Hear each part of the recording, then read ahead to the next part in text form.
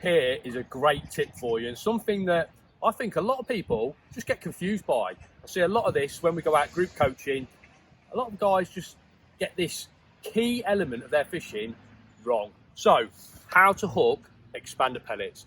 Expander pellets are notoriously soft bait. You need to hook them correctly, because if you don't, they're just going to fall off all the time. First of all, though, I need to talk about pellet prep, because that has a big bearing on how tough that pellet is. And you want that pellet to be soft, but still hold its, I'm going to say it, a beautiful phrase that I love, it's structural integrity. I want that pellet to be soft, but I still want it to have something about it. So I want it to hold together. So these are my pellets. I prepared them this morning. I do it first thing as I get up. I'll tie those pellets down in a sandwich bag. I don't pump them.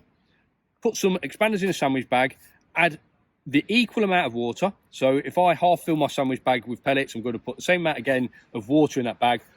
Knocked it down so there's no air in that sandwich bag at all. I don't want the pellets to take on any air. I want them to take on the water. And then when I get to the venue, they'll be beautifully and soft. So in here, I've got a variety of 4mm and 6mm expanders. On the subject of expanders, find yourself a nice batch of pellets that you're really confident with. Sometimes you'll get a bag of pellets and it is absolutely spot on. Every pellet is perfectly uniform. They soak up beautifully.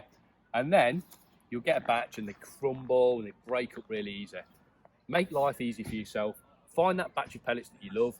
Buy a couple of bags. That's going to last you for 2 or 3 years. You know, you're only using them as hook bait. 2 bags are going to last you forever. So make sure you just stock up on a quality hook bait. Then, in my little bait tub, I like to just sort of half open the bag. That, for me, keeps these pellets in the bag. That keeps them reasonably fresh. Obviously, we've got a really nice warm day today. I don't want those pellets spoiling. And I'll just put a bit of water in the bait tub. Now, these pellets, because I've not pumped them, they're still going to float. Obviously, the weight of the hook's going to add some weight to it, but these pellets, they're going to float. And what I'm going to need to do is just give them a light squeeze before I put them on the hook. So, my problem with pumping the pellets... Right, if you want to get better at fishing and you love your fishing and want those little extras that make you catch more fish, all you've got to do is subscribe to The Edge. So how do you do it? Well, you can go on the website, www.anglingedge.co.uk. On there, we've got a massive catalogue of videos. We've got detailed videos, short videos, tips, hints, tricks, all different types of fishing, feeder, float, rivers, still waters, you name it, we've got it. And you can also subscribe on YouTube and watch all your favourite videos on YouTube as well. All the back catalogue is on there. Get subscribed and enjoy it. You're rushing that water through the pellet. It breaks down the pellet. And if you were to go mad pumping a pellet, you imagine pulling that water through the pellet, you're replacing the air in the pellet with water. It's going to break down the pellet from within. Again, you're going to have a problem with the pellet falling off. So my little bag method keeps that pellet nice and tough whilst being nice and soft. How to hook your bait. So let's pick up a 4mm pellet. In my little tub, I'm going to pick up a 4mm pellet. I'm going to give it a little squeeze in the water. And as it opens out, that would have taken on enough water now to sink. Now, with a pellet, you've got 2 sides. They're a barrel shape. So you've got this flat side, either side. Look, you've got a flat side there, and then you've got this round edge. And what we don't want to do is hook our pellet like this, because you're going with the grain. And if we were to hook our pellet like this, look how easy that hook just pulls out, because that's the way the grain is running.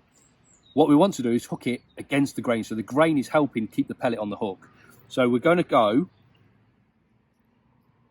through that barrel side.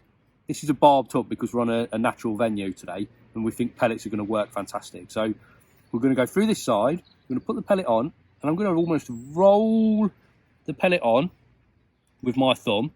And we've got a bait there where, importantly, the hook point is showing, but it's on.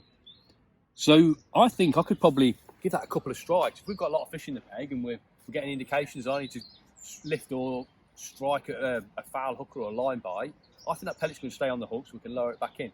Just makes our fishing more efficient. And you know those days where you're catching loads of fish, you're filling your little palmated pot with maybe a few micros, you're shipping out at speed.